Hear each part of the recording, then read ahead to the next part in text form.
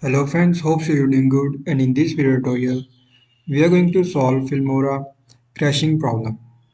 So before just starting video, don't forget to subscribe and also press the bell icon if you are new to this channel.